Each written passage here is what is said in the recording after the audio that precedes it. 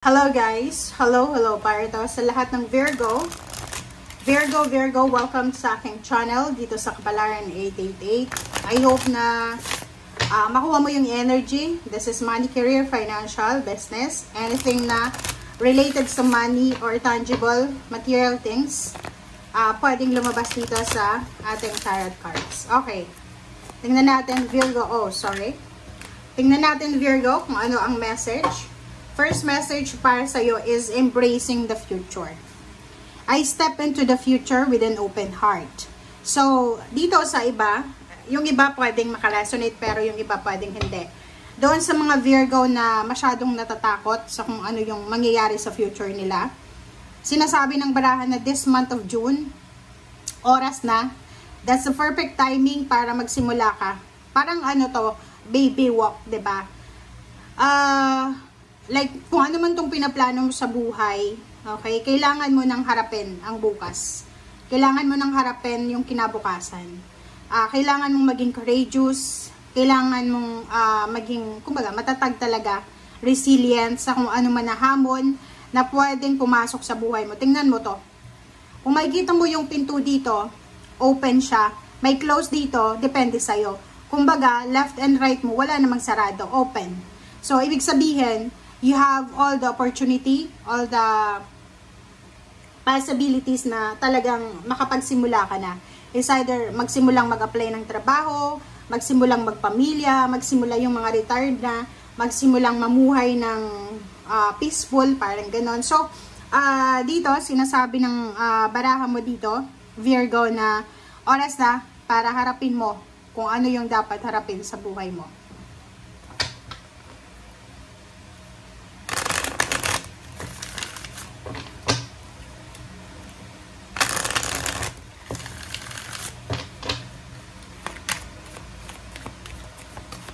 Okay, wow. So, for the month of June, Virgo, congratulations. Kasi, yun na nga, pwedeng maraming celebration ka na isa-celebrate or maraming rason para mag-celebrate ka for the month of June. Kung makikita mo dito, there's a celebration of friendship, collaboration, partnership, or maybe there's so much good news na, 'di ba, parang rason siya para mag-celebrate talaga kayo.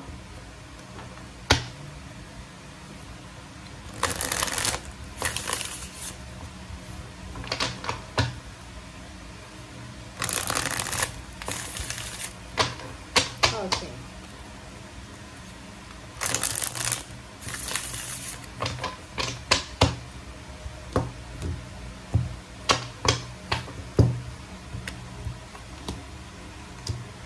Okay, Virgo, first two cards natin. There's a Ten of Wheels.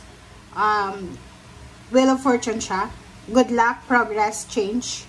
Wishes and dreams and happiness. Nine of Water. So, sinasabi ng baraha, this, the Wheel of Fortune, related siya dito sa embracing the future. Kasi sinasabi na, for the month of June, bibigyan ka ng pagkakataon, Virgo, ng universe, ng Panginoon, ng, kumbaga, swerte para diba, makausad ka na sa pagbabago. And, lahat ng wini-wish mo, lahat ng dreams and wishes mo, lahat ng alam mo na magbibigay ng saya sa'yo, ay posibleng mapapasayo yan. Depende sa'yo. Depende yun sa'yo eh. Kasi, like for example, if you are masipag, kung masipag ka naman, talagang makukuha mo to na Wheel of Fortune na to and wishes and dreams fulfillment. Pero kung tamad ka or gusto mo ng trabaho pero yung trabaho is dapat ano lang eh, light lang siya, hindi tayo nakakasigurado dito. Kasi yung embracing the future is leap of faith yan eh. 'Di ba? Na parang sinasabi sa'yo na kailangan mong maging matatag, maging consistent, and parang sinasabi dyan sa'yo ng baraha na depende sa'yo. Depende sa kung gaano ka kasipag, kung gaano ka ka-persistent, ka-consistent sa buhay mo, sa goals mo, sa dreams mo. Ganun din, ka-consistent sa'yo yung future mo. Oh, diba? Tingnan mo yung 8 of Air mo. Nakikita ko, maybe you're married or maybe you're in a relationship. And sa buwan ng June, possible ka na pwedeng feeling mo lang if you are married or if you're committed to someone, yun, kasal, pwedeng makaramdam ka ng stagnation, ng imprisonment, ng restriction. So, pwedeng yung iba sa inyo dyan, makikipaghiwalay sa asawa, or pwedeng gusto nyong magkaroon ng sariling buhay nyo. Parang ganun. Kasi, pwedeng nag-asawa ka ng bata ka pang nag-asawa ka. Pwede ngayon, sawa ka na sa pagkakaroon ng asawa, hindi ka nakapag-enjoy ng pagiging dalaga mo. So, nakikita ko, or binata. So, nakikita ko, sir, dito na kailangan mong sigurong pag-isipang mabuti kung ano yung mga decision making mo na yan. Kasi pwedeng hindi yan ang tamang decision sa ngayon. And, the Chariot, this is positive card, Major Arcana. Sinasabi ng baraha sa'yo na may iba sa inyo,